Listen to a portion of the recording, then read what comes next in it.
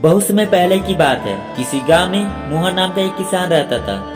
वह बड़ा मेहनती और ईमानदार था। अपने अच्छे व्यवहार के कारण दूर दूर तक लोग उसे जानते थे और उसकी प्रशंसा करते थे। पर एक दिन जब देर रात वह खेतों से काम करके लौट रहा था, तभी रास्ते में उसने कुछ लोगों को बातें करते हुए सुना।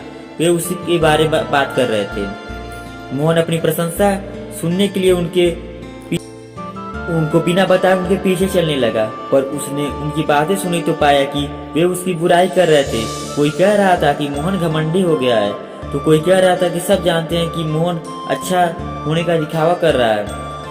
मोहन ने इससे पहले सिर्फ अपनी प्रशंसा सुनी थी, पर इस घटना का उसके दिमाग पर बहुत बुरा असर पड़ा और वह जब भी कुछ लोगों को बातें करते हुए देखता तो उसे लगता कि वे उसकी बुराई कर रहे हैं। यहाँ तक कि अगर कोई उसकी तारीफ भी करता तो उसे लगता कि वे लोग मजाक उड़ाया कर रहे हैं। धीरे धीरे सभी ये महसूस करने लगे कि मोहन बदल गया है और उसकी पत्नी भी उसके पति के व्यवहार में आए बदलाव से वो दुखी रहने लगी। एक दिन उसने पूछा, आजकल आप इतने परेशान क्यों हैं?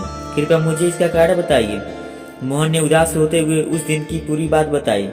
पत्नी को नहीं समझ आया कि क्या किया जाए, पर तभी उसे ध्यान आया कि पास ही के एक गांव में एक सिद्ध महात्मा आए हुए हैं और बोली, स्वामी, मुझे पता चला कि पड़ोस के गांव में एक बहुत ही पहुंचे हुए सिद्ध महात्मा आएंगे।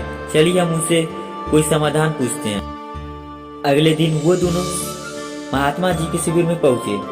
मोहन ने सारी घटना बताई और बोला, महाराज, उस दिन के बाद से सभी मेरी बुराई और झूठी प्रशंसा करते हैं। कृपया मुझे बताइए कि मैं वापस अपनी साख कैसे बना सकता हूँ। महात्मा मोहन की समस्या सुन चुके थे।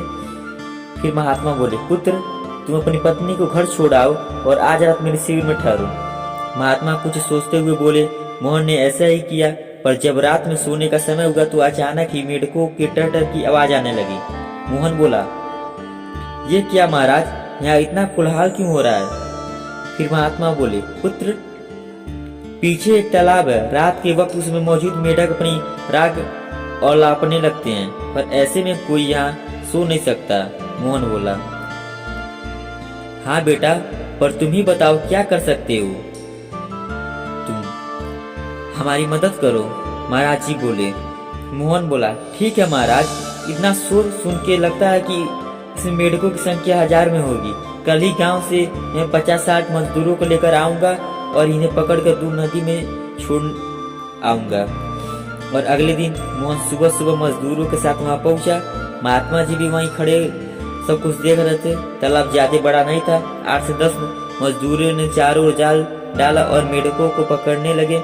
थोड़ी देर में ही मेढक सारे पकड़े गए। जब मोहन ने देखा कि कुछ मिलकर 50-60 मेढक ही पकड़े गए हैं, तब उसने महात्मा जी से पूछा, महाराज, कल रात तो इसमें हजारों मेढक थे, पर आज वे सब कहाँ चले गए? यहाँ तो सब मुट्ठी भर मेढक ही बचे हैं। महात्मा जी गंभीर होते हुए बोले, कोई मेढक कहीं नहीं गया। तुमने कल इन्हीं मेढकों की आवाज सुनी थी। ये मुट्ठी भर मेढक इतना शोर मचा रहे थे कि तुम्हें लगा कि हजारों मेढक टर कर रहे हैं। पुत्र, इसी प्रकार जब तुमने कुछ लोगों को अपनी बुराई करते हुए सुना तो भी तुम्हें यही गलती कर बैठे।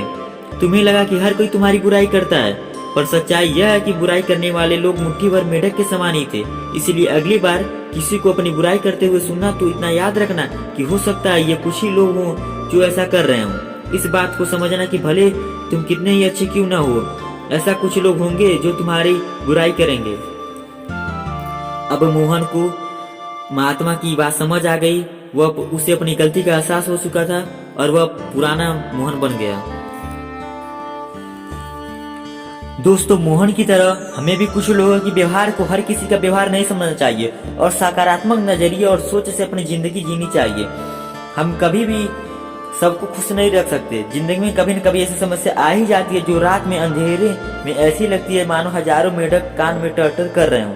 पर जब दिन के उजाले में हम उस समस्या का समाधान ढूंढने का प्रयत्न करते हैं तो वही समस्या छोटी लगने लगती है। इसलिए हमें ऐसी स्थिति से कभी घबराना नहीं चाहिए, बल्कि उसका समाधान खोजने का प्रयत्न करना चाहिए और मुट्ठी भर मेढकों से घबराना नहीं चाहिए। आपको यह कहानी कैसी लगी कमेंट सेक्शन में अवश्य बताएं और चैनल पर पहली बार आए हो तो चैनल को सब्सक्राइब करके बेल आइकन को दबाना न भूलें। धन्यवाद।